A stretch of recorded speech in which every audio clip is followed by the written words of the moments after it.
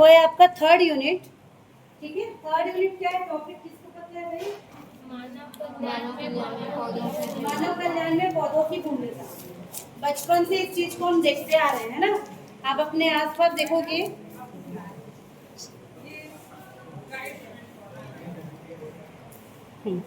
ठीक है, तो जो भी डेवलपमेंट हो रहा है हमारे लिए, मनुष्य के लिए, वो अपने वेलफेयर के लिए करता है।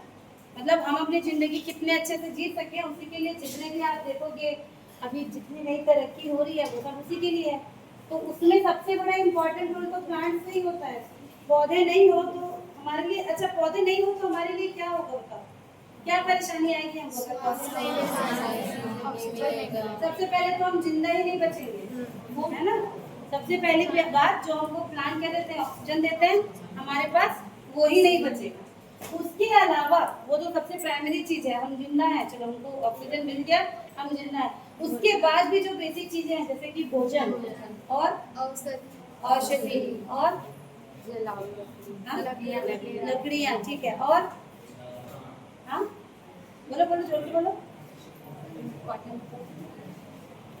बहुत सारे ऐसे उद्योग, बहुत सारी ऐसी इंडस्ट्री जो सिर्फ और सिर्फ किस पे बेस्ड है, प्लांट पे बेस्ड है। होते हैं ना बहुत सारे हैं, जैसे आपका कपड़ा का तो पूरा का पूरा टेक्सटाइल इंडस्ट्री इसी पे ही है। औषधि वाली हो गई, और कौन सी इंडस्ट्री है? चमड़ा उद्योग पौधे पे आएगा? नहीं, एनिमल पे आएगा। और कौन से उद्योग है जो पौधों के ऊपर आधारित है? पेपर, कागज और फर्नीचर। और लिस्ट बनाएंगे तो बहुत लंबी लिस्ट है, उद्योग का बता रही। ऐसी बहुत सारी और चीजें हैं जो हम पौधों के ऊपर डिपेंडेंट है। हमको इस यूनिट में देखो, थर्ड यूनिट में हमको उन पौधों के बारे में ही डिटेल पढ़ना है जो हमारे लिए जरूरी है। आपके असाइनमेंट के लिए भी ये बहुत जरूरी है। जैसे असाइनमेंट में मैंने दिया हुआ है ना, आपको कौन से पौधे कलेक्ट करने हैं, उसका भी मैं आपको आगे बताऊंगी कि उसमें और आपको क्या है उसका डिटेल करना है। तो वही सारी चीज आपको इस थर्ड यूनिट में देखने को मिलेगी कि कौन कौन से पौधे के बारे में हमको पढ़ना है। अब देखो, नॉर्मल अगर हम कोई पौधा बोले तो सभी को पौधों के बारे में जानकारी होती है, चाहे वो साइंस पढ़ते हो या साइंस नहीं पढ़ते हो। लेकिन साइंस स्टूडेंट होने के नाते, क्योंकि हम इसको बॉटनी में पढ़ रहे हैं, तो हमको उस पौधे के बारे में तो जानकारी चाहिए, पर हमको उसके बारे में और डिटेल, जैसे कि उसका बॉटनिकल नेम, उसका फैमिली नेम और उसके केमिकल्स की उसमें क्या चीज़ें हैं जो हमारे लिए यूजफुल है, हमको उनके बारे में भी जानकारी करना है। इसीलिए ये आपके सिलेबस में जो है वो डाला गया। ठीक, चल तो देखते हैं। सबसे पहले देखिए जनरल इंट्रोडक्शन में क्या दिया हुआ है। हमारे पौधे के मानवीय उपयोग में व्यावहारिक उपयोग जैसे कि भोजन, कपड़ा, दवा और प्रतीकात्मक उपयोग जैसे कि कला, पौराणिक कथाओं और साहित्य में भी शामिल है। ये तो हमारी यूज वाली चीज हो गई, लेकिन आप देखोगे अपनी पुरानी जो हमारी साहित्यिक कहानियां वगैरह है उसमें भी हर एक पेड़ का अलग महत्व है। आपने देखा है बहुत सारे जो प्रतिष्ठान वगैरह जुड़े हुए हैं वो पेड़ों से ही संबंधित है। जैसे हम लोग एक मनाते हैं, आप लोग जानते होंगे, आंवला नवमी मनाते हैं। कब मनाते हैं आंवला नवमी? कब मनाते हैं, क्या करते हैं उसमें? है ना, आंवले के पेड़ की पूजा करते हैं, उसके नीचे उस दिन फास्ट रखते हैं, उसके नीचे बैठकर उसके पूजा वगैरह करते हैं। और कौन से पेड़ की करते हैं? बरगद की और पीपल और तुलसी, सबसे पहले तुलसी और नीम। और साहित्यिक, देखो ये बताने का मतलब ये है कि पौराणिक कथा और साहित्य में भी इनका उपयोग जो है वो शामिल है। ठीक है, तो पौधों से प्राप्त जितनी भी सामग्री है उसको हम पादप उत्पाद कहते हैं। और खाद्य पौधे जो होते हैं लंबे समय से मनुष्यों के लिए पोषण का स्रोत रहे हैं। कृषि और बागवानी के माध्यम से भी भोजन का विश्वसनीय प्रावधान नवपाषाण क्रांति के बाद से सभ्यता का आधार बना हुआ है ना। पहले के समय में लोग कृषि को नहीं जानते थे, लेकिन जब से उन्होंने इसको जाना है ये सबसे बड़ा उनका क्या हो गया है, आधार बन गया है। इसके अलावा औषधि, औषधि, जड़ी बूटियां और कई पारंपरिक चिकित्सा पद्धतियों की प्रमुख सामग्री आज भी है। ठीक है, तो अगर हम इसका व्यवहारिक उपयोग देखें तो देखिए क्या क्या चीज है। जैसे अभी हम लोगों ने नाम दिया सबसे पहले भोजन के रूप में, है ना, एज अ फूड। तो मनुष्य भोजन के लिए पौधों पर निर्भर करता है। बहुत सारे ऐसे पौधे हैं और सब्जियां हैं, फल हैं, बागवानी है, और लकड़ी के लिए भी वानिकी मतलब पौधों का उपयोग होता है। तो भोजन के लिए पौधों की लगभग 7,000 प्रजातियों का उपयोग किया जाता है। ये आंकड़े याद रखने हैं, ठीक है। प्रमुख रूप से चावल, गेहूं, अनाज, कसावा और आलू जैसे स्टार्च वाली जड़ें, कंद, मटर और सेम जैसी फलियां शामिल है। इसके अलावा भी और बहुत सारे हैं, जिनको जो याद है आंसर लिखने के समय आप उसको लिख सकते हो, ठीक। तो इनका व्यावहारिक उपयोग देख रहे हैं। हमने टॉपिक में लिखा ना कि पौधे का क्या यूज है, उसका हम उपयोग देख रहे हैं। पॉइंट वाइज आपको लिखना पड़ेगा। हमको सबको पता है पौधे क्यों उपयोगी, लेकिन जब लिखने बैठोगे तो कुछ याद नहीं आता है, इसलिए चैप्टर के रूप में दिया हुआ है और यहाँ पे पॉइंट्स में दिया हुआ है। दूसरा, उद्योग। देखिए यहाँ पे क्या क्या उद्योग दिया हुआ है। औद्योगिक फसलों के रूप में उगाए जाने वाले पौधे विनिर्माण में उपयोग किए जाने वाले उत्पादों की एक विस्तृत श्रृंखला का स्रोत है। जैसे कि तेल हो गया, प्राकृतिक रंग हो गए, रंजक, है ना, जो कलर होते हैं, कपड़ों के जो कलर किए जाते हैं वो भी, मोम हो गया, रेजिन हो गया, रेनिन हो गया, यहाँ तक कि आपका जो रबड़ है वो भी पौधों से मिलता है। एल्कलॉइड्स हो गए, केमिस्ट्री में आपने पढ़ा होगा। कॉर्क हो गया, ये सब हमको, ये सब पे बेस्ड इंडस्ट्री है जो हमको पौधों से मिलते हैं। इसके अलावा साबुन, इत्र, पेंट, वार्निश, तारपीन, तेल, रबर, कैटेक्स, प्लास्टिक, स्याही और गोंद भी शामिल है। प्लास्टिक होगा क्या? पेट से प्लास्टिक में कुछ है? हाँ। कौन से पेट से मिलता है? प्लास्टिक का मतलब यहाँ पर ये है कि पौधों से भी, जब आप आगे एमएससी वगैरह करेंगे ना तो आप देखेंगे पौधों के अंदर जो चीजें मिल रही हैं वो पूरी केमिकल्स ही हैं। अल्कलॉइड्स होते हैं बहुत सारे जो मिलते हैं, जिनका उपयोग प्लास्टिक इंडस्ट्री में किया जाता है, ठीक है। उसके बाद चिकित्सा के रूप में क्या क्या उपयोग है, देखिए बहुत सारी दवाइयाँ हैं जो पौधों से प्राप्त होती है। इसको 4th यूनिट में भी पढ़ेंगे। 4th यूनिट आपका पूरा आयुर्वेदा वाला है, तो वहाँ पर भी हमको पढ़ना पड़ेगा कि कौन कौन से, आओ चलिए, कौन कौन से पौधे हैं जो आयुर्वेदिक ट्रीटमेंट, मतलब जब आप बीमार होते हैं, जैसे अभी हम एलोपैथी की ट्रीटमेंट लेते हैं, दवाइयाँ खाते हैं ना, जो आपको एलोपैथी में आता है। बहुत लोग आप देखोगे आयुर्वेदिक ट्रीटमेंट भी लेते हैं, होम्योपैथी भी लेते हैं, तो उनमें कौन से पौधे यूज होते हैं उसको भी 4th यूनिट में पढ़ना है। तो बहुत सारी दवाइयाँ हैं जो पौधों से प्राप्त होती हैं, ठीक है। और बहुत सारी आधुनिक दवाइयाँ हैं जैसे कि एस्पिरिन, टेक्सोल, मॉर्फिन, फुनैन, रेसरपाइन, कॉल्सिकिन, ये सब में पौधों के उत्पाद जो है वो शामिल किए जाते हैं। फिर नेक्स्ट है रसायनों के लिए, तो पौधों से प्राप्त कीटनाशकों में निकोटीन, रोटेनॉल, ठीक है, स्ट्राइकिन और पायरिथ्रिन शामिल हैं। तंबाकू, भांग, अफीम और कोक जैसे पौधे मनोदैहिक रसायन पैदा करते हैं। तो ऐसे बहुत सारे पौधे हैं जो केमिकल इंडस्ट्री में भी यूज होंगे। फिर बागवानी, हॉर्टिकल्चर, तो हजारों पौधों की प्रजातियां की खेती सौंदर्य प्रयोजनों के साथ साथ छाया प्रदान करने, तापमान को संशोधित करने, हवा को कम करने, शोर को कम करने और इस तरह के बहुत सारी चीजों में, जैसे मिट्टी के कटाव को रोकने, इस तरह से ये क्या होता है, यूज होता है। विज्ञान के क्षेत्र में देखिए, बुनियादी जैविक अनुसंधान अक्सर पौधों के साथ किया जाता है, ठीक है। अनुवांशिकी में मटर के पौधों में प्रजनन और ग्रेगर जॉन मेंडल जो साइंटिस्ट थे उन्होंने इस पे काम किया था। आपने पढ़ा है मेंडलिज्म, मेंडल के नियम पढ़े हुए? उन्होंने किस पे काम किया था सबसे पहले? मटर के पौधे पे। क्यों मटर के पौधे पे किया? इसका जीवन चक्र छोटा होता है। बहुत सारे कैरेक्टरिस्टिक है ना मटर के पौधे में, उनके जो फिनोटिपिक कैरेक्टर है और जो जीनोटिपिक कैरेक्टर है, फिनोटिपिक बाहर दिखने वाला, जीनोटिपिक इंटरनल कैरेक्टर, वो बहुत अच्छे से क्लियरली विजिबल होता है।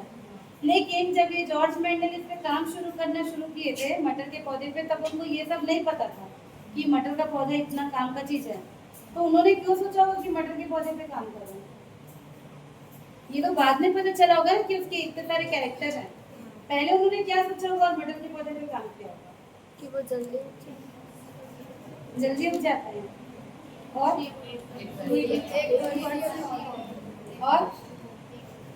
अच्छी पॉइंट है। और उसका जीवन चक्र और जीवन चक्र। और एक बहुत जरूरी बात बताती हूँ, जॉर्ज मेंडल है ना, वो साइंटिस्ट भी नहीं थे पहले, पादरी थे चर्च के, और उनके चर्च में मटर का पौधा उगा हुआ, इसलिए काम शुरू किया। तुमको पता है?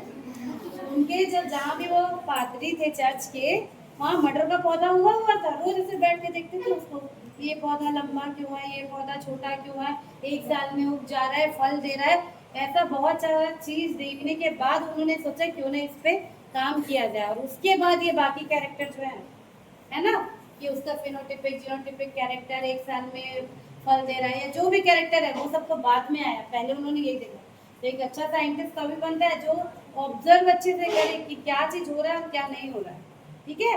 तो उन्होंने बैठ के देखा कि कुछ पौधा लंबा क्यों है, सेम बीज डाल रहे हैं, कुछ पौधा छोटा क्यों है, फिर उन्होंने सब चीजों पे काम किया। तो ये उन्होंने अनुवांशिकी पे, जेनेटिक्स पे बहुत सारे काम किए। तो इसके लिए भी जो हमको सैंपल चाहिए रहता है वो भी हमको पौधों से मिलेगा, है ना। जो एनिमल्स पे काम करना है उसके लिए एनिमल सैंपल लेंगे, पौधों पे अगर आपको रिसर्च करना है पौधों का सैंपल लेंगे। तो इस तरह से विज्ञान के क्षेत्र में भी क्या करता है, बहुत हेल्पफुल है। ठीक, चलिए अब नेक्स्ट पॉइंट आपके जो सिलेबस में दिया हुआ है कि ऐसे कौन से प्लांट रिसोर्सेज हैं जो रूरल ग्रामीण आजीविका के लिए बहुत ज़्यादा जरूरी होते हैं, है ना। रूरल लिवलीहुड मतलब जो जो जनता, जो लोग, मतलब भारत तो गांव से ही मिलकर बना हुआ है। हम ऐसा बोलते हैं अभी शहरीकरण हो रहा है, लेकिन आप पिछला देखेंगे तो हमारा पूरा भारत किस में आता है, गाँव में ही आता है। तो हमको कुछ ऐसे प्लांट रिसोर्सेज के बारे में पढ़ना है जो कि ग्रामीण आजीविका के स्रोत होंगे। कौन कौन से, मतलब क्या मिलेगा जो गांव में जो ग्रामीण जनता है वो पौधों पे या वनों पे कैसे डिपेंड होती है। हाँ, उसी उसी पॉइंट को देखो, बहुत इजी, बॉटनी बहुत इजी है भाई, अच्छे से नंबर ला सकते हो तुम्हें। जो चीज रोज देख रहे हो उसी को बस अच्छे शब्दों में, हिंदी हो या इंग्लिश, लिखना है, ठीक है। तो देखो क्या क्या दिया हुआ है, देखो आमतौर पर देश के दो हिस्से होते हैं, हमको ये पता है, शहरी क्षेत्र और दूसरा ग्रामीण क्षेत्र। तो इन क्षेत्रों में जरूरतों या उपलब्धता के हिसाब से आजीविका के कई अवसर उपलब्ध हैं। शहरी क्षेत्र में बहुत ज्यादा अवसर है, जैसे कि अब वो शहरी क्षेत्र है, वहाँ पर एरिया नहीं है खेती करने का, लेकिन बहुत सारे टाइप की इंडस्ट्री है, बहुत सारे ऑफिस है, गवर्नमेंट के है, प्राइवेट के है, वहाँ पर लोग अपनी आजीविका के साधन ढूंढते हैं, ठीक है। लेकिन अगर हम ग्रामीण आजीविका के विभिन्न स्रोतों के बारे में बात करें तो ग्रामीण लोगों के लिए जीवन जीने का मूल आधार क्या है, जो खेत और उनसे जुड़ी हुई चीजें, ठीक है। तो 2019 के आंकड़ों के अनुसार भारत की कुल आबादी का 65% हिस्सा ग्रामीण क्षेत्रों में रहता है, और इसी प्रकार छत्तीसगढ़ के 70% हिस्सा ग्रामीण क्षेत्रों में निवास करते हैं। अगर हम छत्तीसगढ़ की बात करें विशेषकर तो 100 में से 70% जो एरिया है वो क्या है, ग्रामीण में आता है, 30% शहरी में आता है। तो हमको यहाँ पर वही बताना है कि जो ग्रामीण क्षेत्र में है उनके आय का मुख्य स्रोत क्या होगा, कैसे वो आय अपना अर्जन करते हैं, इसी को पॉइंट पर लिखना है। तो सबसे पहला जो इसमें आएगा वो क्या आएगा, खेती। मैक्सिमम लोग खेती करते हैं, ठीक है। तो ग्रामीण लोगों के लिए आजीविका का मुख्य स्रोत खेती होता है। किसान अपनी जमीन पर कृषि संबंधी कार्य करते हैं, खेतों पर उगाए गए फसल का बुआई, निराई और कटाई और घर लगाकर उसका अच्छा से, थोड़ा हिंदी इंग्लिश ट्रांसलेशन गड़बड़ है ना, सफाई करते हैं और उससे उनको आमदनी या मुनाफा होता है। कई बार खराब मानसून की वजह से उनकी फसलें नष्ट हो जाती हैं, जैसे अभी दिख रहा है ना, अभी की बारिश क्या हो रही है, नुकसान करेगी फायदा करेगी, नुकसान करिए। जिस टाइम पे फसल को रोपा गया था जुलाई के टाइम पे, उस टाइम पे बारिश नहीं हुई, अभी के टाइम पे बारिश हो रही है, तो उनकी फसलें मानसून की वजह से बहुत ज्यादा नष्ट हो जाती है, उन्हें काफी नुकसान उठाना पड़ता है, ठीक है। और इसलिए उन्हें दूसरे आय के स्रोत के ऊपर भी निर्भर रहना पड़ता है, जैसे कि डेयरी वगैरह होता है, ठीक। तो पहला तो जो आय का साधन है, रिसोर्सेस, वो क्या है, खेती। दूसरा हम बोल सकते हैं कि पोल्ट्री या डेयरी व्यवसाय। ये क्या होता है, पोल्ट्री या डेयरी व्यवसाय क्या होगा, मेरा, मैं तो रोज ऐसे ही बोलती हूँ, परसों मतलब क्यों नहीं आ रहा है, नहीं पारी पीछे का माइक में बोलूंगी ना तो क्या होगा, वो पूछता है। मैं पहले माइक भी रखती थी यहाँ पढ़ाने के लिए, और जोर से बोलूं, ठीक है चलो और जोर से बोलती हूँ, ठीक है। तो पोल्ट्री या डेयरी व्यवसाय क्या होता है, कौन बताएगा। आप लोग में से किसी के घर पे होगा डेयरी व्यवसाय, क्या करते हैं उसमें, पशु का, है ना, गाय वगैरह हम रखते हैं, और कौन से जानवर रखते हैं, बकरी और भैंस। और पोल्ट्री में क्या आएगा, पोल्ट्री में क्या आएगा, मुर्गी पालन, ठीक है। देखो कोई भी व्यक्ति अगर एक ही आय के स्रोत पर डिपेंडेंट होता है किसी के भी लाइफ में, तो कहीं ना कहीं उसमें फायदा और नुकसान लगा रहता है ना। कभी उसमें फायदा भी हो सकता है, कभी नुकसान भी हो सकता है। खास तौर पर खेती में तो ये होता ही है। एक साल अगर आपको अच्छा मुनाफा हुआ है तो हो सकता है अगले साल उसमें नुकसान हो जाए। इसलिए और दूसरा सोर्स भी रखना चाहिए जिससे अगर कहीं पर नुकसान हो रहा है तो उसको कंपेंसेट किया जा सके। तो उसी में दूसरा दिया हुआ आपका पोल्ट्री या डेयरी व्यवसाय। तो ग्रामीण क्षेत्र के लोग पोल्ट्री व्यवसाय करते हैं क्योंकि वे आमतौर पर पशुधन रखते हैं। तो पशुधन मतलब जितने भी ये जो एनिमल्स है वो जैसे गाय भैंस बकरी है ना आदि का दूध दही बेचकर अपना जीविका उपार्जन करते हैं। और इसके अलावा मधुमक्खी पालन भी किया जाता है। मधुमक्खी पाल के क्या करेंगे, है ना। शहद में बहुत ज्यादा जो ओरिजिनल शहद है वो बहुत महंगे में बिकता है क्योंकि मार्केट में बहुत सारा डुप्लीकेट शहद भी मिलता है। ओरिजिनल और डुप्लीकेट को कैसे पहचानेंगे शहद को? ओरिजिनल पड़ेगा, खाने में एक जैसा लगेगा, कोई बोलो ना खा के आप देखना नकली शहद बहुत दिन तक रखोगे ना तो नीचे गुड़ जैसा जम जाता है। और कैसे पहचानेंगे? नून के लाना ठीक है। चलो तीसरा उनका आय का स्रोत देखते हैं, कृषि मजदूर। कृषि मजदूर क्या होते हैं भाई? जिसके पास देखो आमतौर पर जिनके पास अपनी खेती की जमीन है वो अपनी जमीन पर ही खेती करते हैं, है ना। लेकिन कुछ बहुत लोग ऐसे भी हैं जिनके पास अपनी खुद की जमीन नहीं है और एक बड़े से खेत में एक ही भी इंसान तो काम कर नहीं सकता। तो क्या करते हैं वो उन खेतों पर मजदूरी का काम करते हैं, मतलब खेती संबंधी काम करेंगे लेकिन वो उनकी जमीन नहीं होती है, इसलिए उसको क्या कहते हैं, कृषि मजदूर। ठीक है। तो ये वो लोग होते हैं जिनके पास खेती करने के लिए खेत नहीं होता, ऐसे लोग कृषि मजदूर कहलाते हैं। ये अपना जीविकोपार्जन करने के लिए दूसरों के खेत में काम करने जाते हैं। ठीक है। और ये भी मौसमी काम है ना।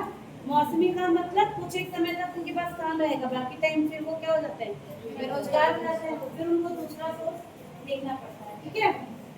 उसके बाद और क्या कार्य होते हैं भाई, और क्या आय का स्रोत हो सकता है? रकम उधार देना, ये सबसे अच्छा काम है। इसमें क्या करना पड़ता है, ब्याज है ना। गाँव में कुछ अमीर किसान भी होते हैं। अमीर किसान कौन कहलाएंगे? बोलते हैं ना इतनी बीघा जमीन, जहाँ तक नजर जाएगी मेरी जमीन है। ऐसे वाले जो किसान होते हैं उनका मुनाफा भी उतना ही ज्यादा होता है ना।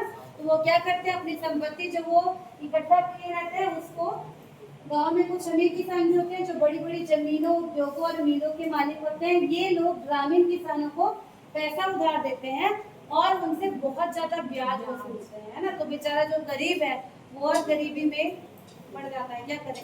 लेकिन अगर जरूरत है तो वो लेना ही पड़ता है। तो ये भी उनके एक आय का स्रोत है। ये गाँव तरफ बहुत चलता है ना, है ना। बहुत उच्च दर में ब्याज पे देते हैं और उससे क्या करते हैं, पैसे बनाते हैं। उसके बाद नेक्स्ट देखिए मछली पालन। मछली पकड़ना या मछली पालन, मछली पालन भी करते हैं। बहुत बड़े एरिया को तालाब के जैसा खोद के उसमें प्रॉपर क्या डालेंगे, पानी डालेंगे और मछली का एक आध वो डालेंगे और उसके दाने डालते हैं ताकि मछली वहाँ पर ग्रो करे। फिर उसको हार्वेस्ट करके उसको क्या करते हैं, शहरों में ऊंचे दाम पर बेचा जाता है। तो ये जो कृत्रिम वाला तालाब भी बनाते हैं ना, गवर्नमेंट इसके लिए फंड भी देती है। आपको पता है मछली पालन विभाग एक विभाग है ना। आप चाहें तो वहाँ आवेदन करके, पीछे क्या बात हो रही है, अभी मछली बाजार नहीं बना, ठीक है। क्या कर सकते हैं आप, वहाँ अपना आवेदन डाल के आप, अगर आपके पास जमीन है उतनी बड़ी, छोटी सी जमीन में ही नहीं होता है ना, अच्छी बड़ी जमीन चाहिए होती है जिसमें आप प्रॉपर खुदाई वगैरह करके वहाँ पानी का सोर्स डालोगे और उसकी पूरी देखभाल भी करनी रहती है। अगर कुछ प्रॉब्लम हुई तो मछलियाँ भी पूरी मर जाती हैं, है ना। या कुछ अभी तो ऐसे भी चीजें आती हैं कि आप उसको दाना ऐसा दोगे कि मछली का साइज बढ़ते जाता है। जितनी बड़ी मछली होगी जितना उसका वेट होगा उतना आपका मतलब जो भी करेंगे उनका क्या होगा, फायदा होगा। तो ये कृत्रिम वाला भी कर सकते हैं। प्लस अगर कहीं पर किसी के एरिया में गांव या नहर ऐसा है जहाँ पर प्राकृतिक रूप से मछली प्रेजेंट है रहती है तो वहां से भी उनको निकाल के क्या कर सकते हैं, ये भी एक व्यवसाय किया जा सकता है। ठीक है। उसके बाद होता है हस्तशिल्प। क्या होता है हस्तशिल्प? ये हमारी पुरानी संस्कृति है जिसके कारण देश के हर एक कोने में अपार प्रतिभाएं हैं, है ना। जैसे आपने उस दिन कुछ प्रोग्राम करे थे तो आपने सुना ना, जैसे बस्तर में होता है उनका एक अलग आर्ट का फॉर्म है जिसपे वो लोग करते हैं और उसके जो उसको विदेशों तक में पहचान है। लोग विदेश से ऑर्डर करके उन चीज़ों को मंगाते हैं। जैसे हमारा जो गरियाबंद एरिया है, यहाँ पर जो मेन जो जनजाति पाई जाती है कमार, उनका मेन काम क्या होता है? कमार जनजाति है ना, क्या होता है? बांस, बांस से बोलते हैं। बांस के जो बनते हैं ना, जैसे क्या क्या बनता है बांस से, वो सिल्ली बनती है ना। तो ये सारी चीजें हैं जो एक पर्टिकुलर जगह का हमको क्या दिखाता है, संस्कृति को दिखाता है। तो अगर उस एरिया वाले हैं और उस पे काम करते हैं तो वो भी उनके लिए क्या हो सकता है, आय का एक बहुत अच्छा स्रोत हो सकता है। ठीक है, उसके अलावा लघु एवं कुटीर उद्योग, ठीक है, ये छोटे छोटे उद्योग होते हैं जो घर में चलाए जाते हैं और परिवार के सदस्य द्वारा किए जाते हैं, जैसे कि मिट्टी के बर्तन या टोकरी बनाना, या फर्नीचर, शॉल, चटाई, टोपी, ऊनी वस्त्र आदि का काम घर घर में एक उद्योग स्थापित किया जा सकता है ना, अगरबत्ती वगैरह वाला भी काम इसमें होता है। ठीक, तो लघु एवं कुटीर उद्योग के लिए बड़ी पूंजी या बड़ी भूमि की आवश्यकता नहीं होती है और मजदूर की भी आवश्यकता कम होती है। तो ये घर पे करके क्या किया जा सकता है, आय का स्रोत बढ़ाया जा सकता है ना, और इसके लिए सरकार भी कुछ राशि जो है वो देती है। इसके अलावा अन्य स्रोत है जैसे कि रेशम उत्पादन। तो रेशम उत्पादन कैसे कर सकते हैं? रेशम कहाँ से मिलता है? कोशा।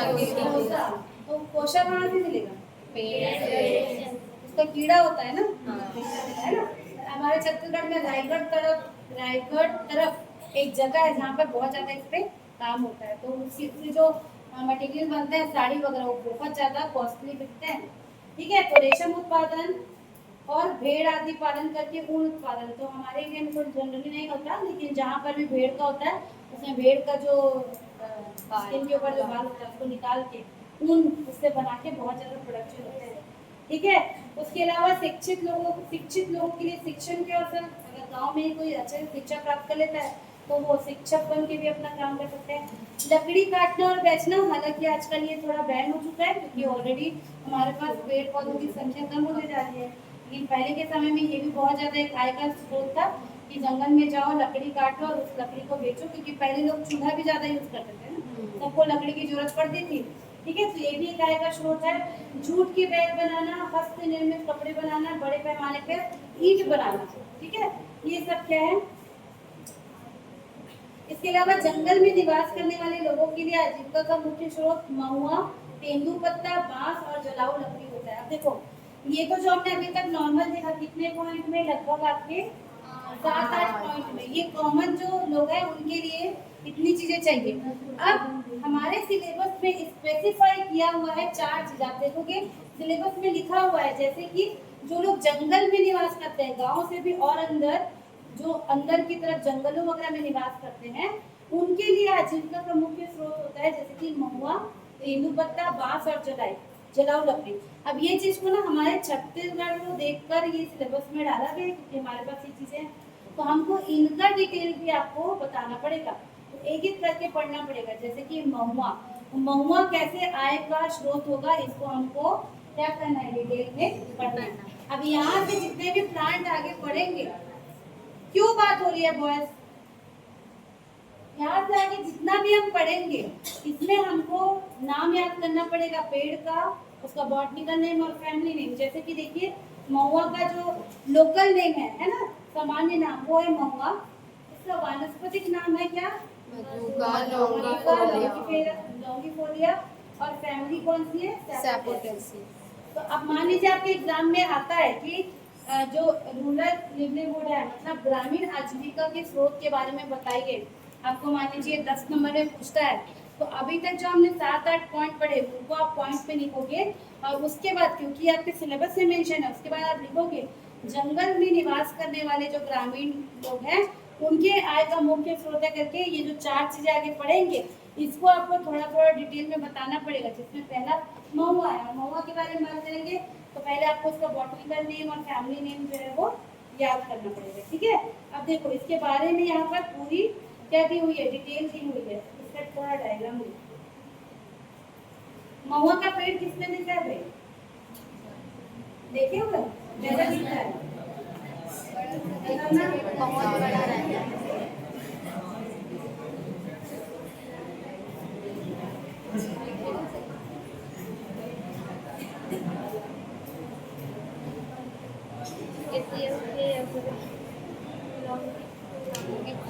ये है क्या? Yes ma'am. ऐसे ही दिखता है? हाँ मैम। ठीक, तो जो नहीं देखे हैं वो देखो, इस तरह का नजर आएगा आपको, बहुत बड़ा बड़ा सा पेड़ रहता है महुआ का। ये क्या है? महुआ का फल। ठीक है, ये फूल है, फल है। फल है। फूल से ही तो फल बनता है ना, पहले फूल रहता है, उसी में क्या होगा, फर्टिलाइजेशन होगा, जाइगोट बनेगा, फिर तो फल बनता है। तो ये महुआ का फल, ये देखो नीचे गिरा हुआ, उसी का करेक्शन करते हैं ना भाई। देखो अब इसमें तेंदूपत्ता क्या बोलते हैं उसको, क्या का पत्ता होता है जो करेक्ट करते हैं चक्कू, तेंदूपत्ता। देखो अब लड़के लोग बहुत बात कर रहे हैं, क्या हो गया, महुआ फूल के सबको क्या हो गया, तेंदूपत्ता नहीं दिया है, और उसको भी लिख सकते हो, है ना। हमारे यहाँ पे उसको क्या बोलते हैं, तेंदूपत्ता को और क्या बोलते हैं, क्या बोलते हैं, और क्या बोलते हैं, हरा सोना सुने हो, बोलते हैं ना हरा सोना, क्यों बोलते हैं, क्योंकि उससे बहुत बेहतर रहता है।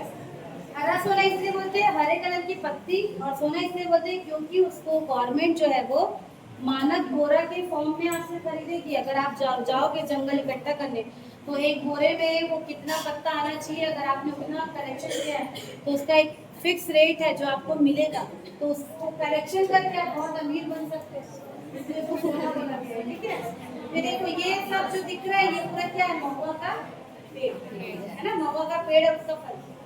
चलो अब ये जब मैं आपको दिखा रही हूँ तो मैं आपको और भी चीजें दिखाती हूँ जो अपन फर्स्ट यूनिट में पढ़े। जैसे फर्स्ट यूनिट में हमने क्या पढ़ा हुआ है, एल्गी पढ़ा हुआ है। एल्गी कैसे दिखता है एक बार देखिए, ये देखिए, ठीक है, ये सब एल्गी।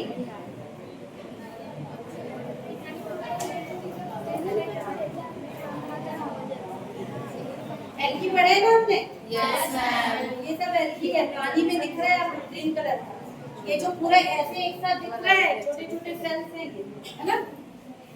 देखो समुद्र के अंदर है ये पूरा, चट्टान के ऊपर, ठीक। तो आपको एल्गी ऐसे नजर आता है। उसके बाद क्या पढ़े थे, फंजाई। फंजाई कैसे दिखेगा, ये कौन सा फंजाई है, मशरूम है ना, एगेरिकस, ये भी एक फंजाई है। ये फंजाई पल्ले पे पूरा मशरूम लिखा है। और दूसरे फंजाई का नाम बताओ, ये तो कार्टून में लिखता है वाला है, ठीक है। और कौन सा होता है, मशरूम, फंजाई।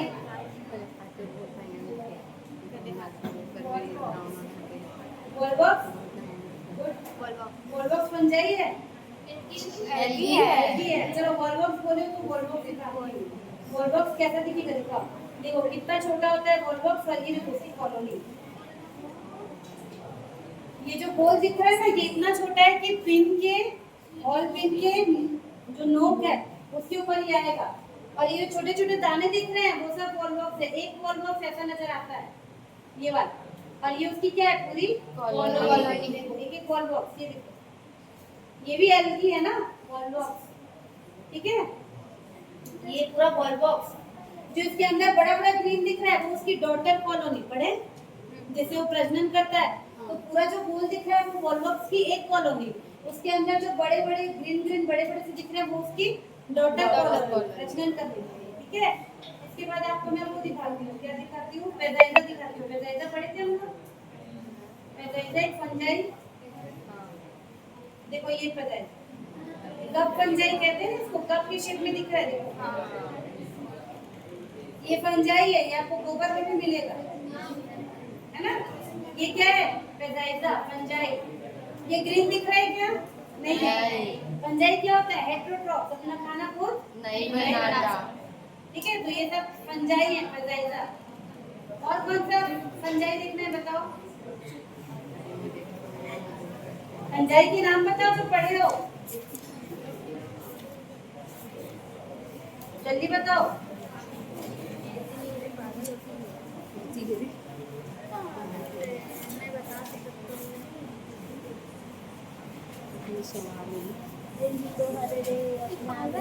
देखो सैक्रोमाइसिस सेरेविसी इज, ऐसे दिखता है आपको, जो फर्मेंटेशन में भी काम आता है। ठीक है, एक और फंजाई है पेनिसिलियम।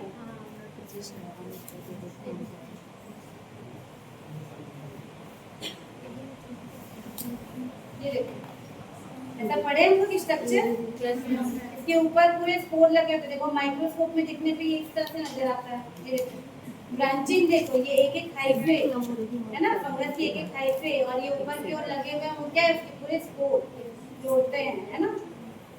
स्लाइड में ये इस तरह से नजर आता है। स्लाइड में पेट्री डिश में अगर आप इसको ग्रो करेंगे तो बिल्कुल ऐसे कॉटन जैसे ये नजर आता है।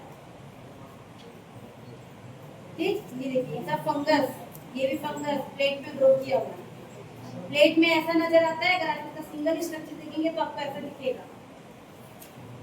ठीक, चलो ब्रायोफाइटा देखते हैं। ब्रायोफाइटा में क्या पढ़े हो?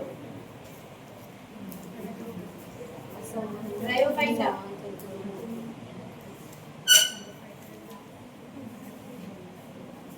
देखो, थैलस का स्ट्रक्चर दिख रहा है जैसे हम बनाते थे।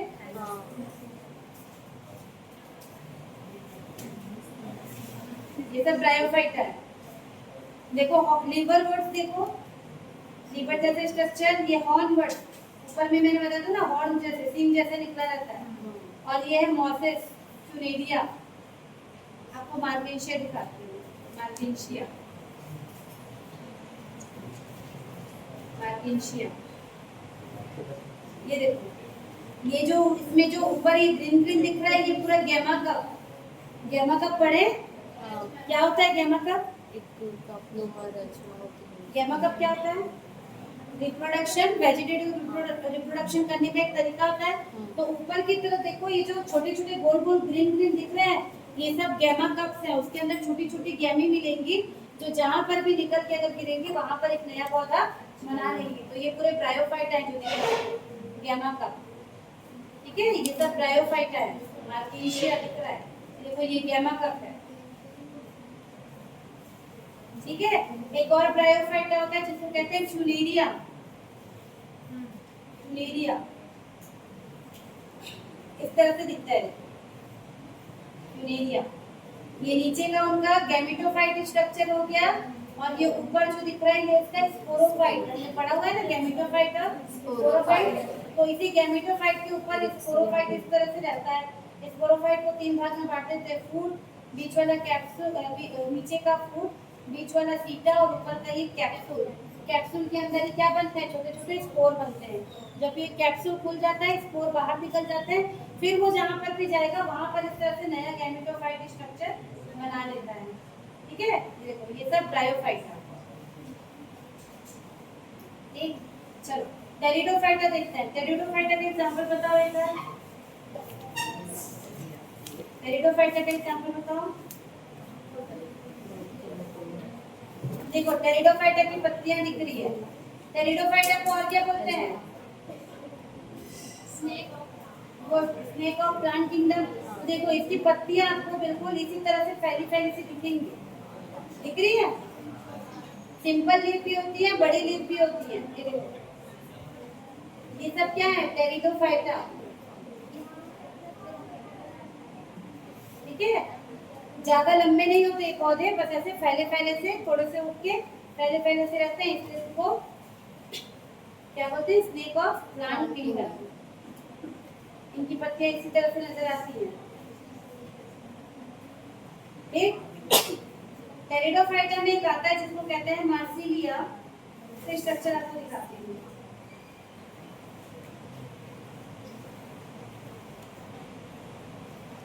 अरे अरे भूल गया।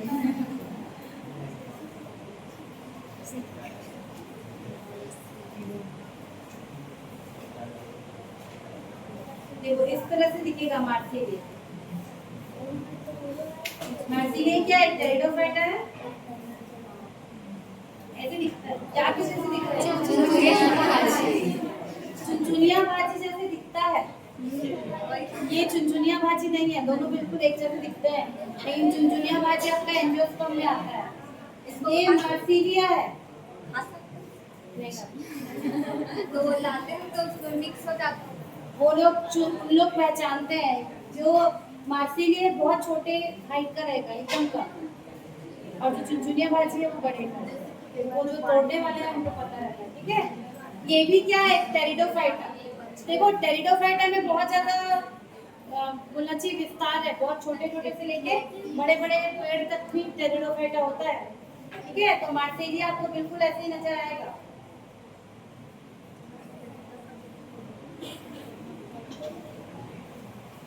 ठीक है, अलग अलग इसकी स्पीशीज भी होती है, अलग अलग नाम, इसका इंटरनल स्ट्रक्चर।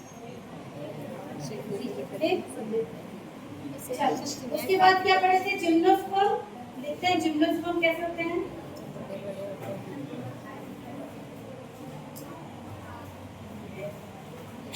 देखो ये जिम्नोस्पर्म के अंदर इनका जो स्ट्रक्चर होता है इस तरह से, देखो इसमें मैं आपको साइकस का प्लान दिखाती हूँ। साइकस पढ़े ना, साइकस। देखो ये अपने गार्डन वगैरह में देखा होगा, साइकस का प्लांट है ना। ब्रांचिंग नहीं होती है, सिर्फ ऊपर जैसे क्राउन लगे होता है, क्राउन की तरह यहाँ पर पूरी पत्तियां होती हैं, ठीक है। ये जो इसको सोरस कहते हैं, ये उनका क्या है, सेक्स ऑर्गन है, ठीक है। ये देखो इस तरह, ये साइकस का पौधा है, जिम्नोस्पर्म में आता है, ठीक, इस तरह से। जिम्नोस्पर्म में ही पाइनस भी आता है, पाइनस उसके एग्जांपल है पाइनस। देखो पाइनस कितना लंबा दिखता है, देखिए पाइनस, ये देखो इस तरह, ये है पाइनस, लंबे लंबे पेड़। ये सब किसमें आते हैं, जिम्नोस्पर्म में आते हैं, ठीक। तो ये जिम्नोस्पर्म का एग्जांपल हो गया। ये इसका कोन है जिसपे वो फर्टिलाइजेशन वाला प्रोसेस होता है, ठीक है। उसके बाद आ जाओ एंजियोस्पर्म। तो एंजियोस्पर्म कैसे दिखेगा, एंजियोस्पर्म ये फ्लावर का स्ट्रक्चर जो हमने पढ़ा, ये पढ़ा हुआ है, स्टिग्मा, स्टाइल, ओवरी, ओव्यूल।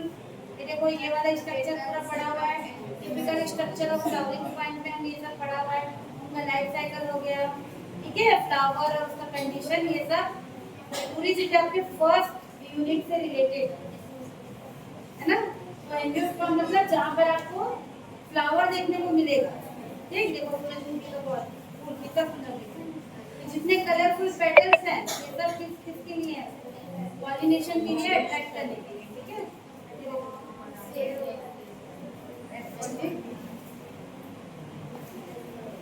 है ना, ओव्यूल, ओवरी, सब चीज को बताया। चाइना रोज, एनुअल, एक साल वाले कौन होते हैं, सब में डिफरेंस है। ऐसे बहुत सारी चीजें आपको इसमें अच्छे से मिल जाएंगी, ठीक। तो ये तो खैर फर्स्ट यूनिट का भी मैंने बहुत कुछ बता दिया। जो अभी पढ़े हैं आज वो समझ आया।